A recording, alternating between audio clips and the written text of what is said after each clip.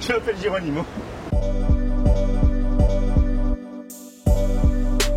Être matelot à bord du pourquoi pas, ça veut dire s'assurer que le bateau fonctionne bien, que les mises à l'eau des appareils scientifiques, que les remontées des appareils scientifiques sont bien faites, que l'entretien du bateau, la propreté aussi du bateau est à jour.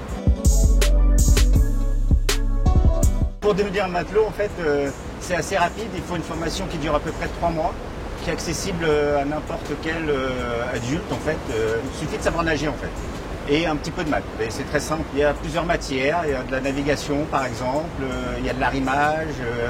Il y a beaucoup de sécurité, en fait, à apprendre, parce que c'est notre rôle principal à bord, c'est de faire en sorte que tous les gens sont confortables et en sécu, quoi. Donc c'est une partie importante.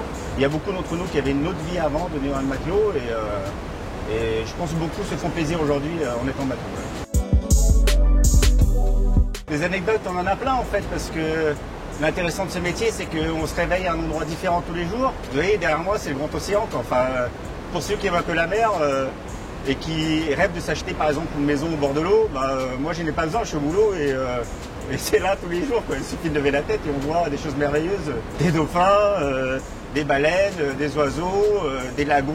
Enfin, on est cerné ici par la vie sauvage, quoi. Donc, ce qu'on voit jamais, on voit à peine dans les documentaires à la télé, alors que nous, on le vit, quoi.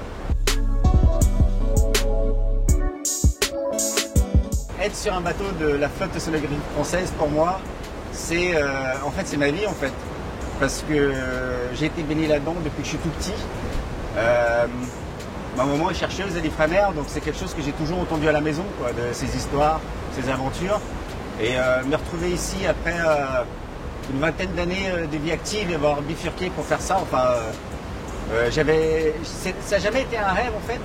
Mais j'y suis arrivé quand même, et maintenant que j'y suis, en fait, je me rends compte que c'est un peu la place que j'aurais dû avoir depuis très longtemps, quoi.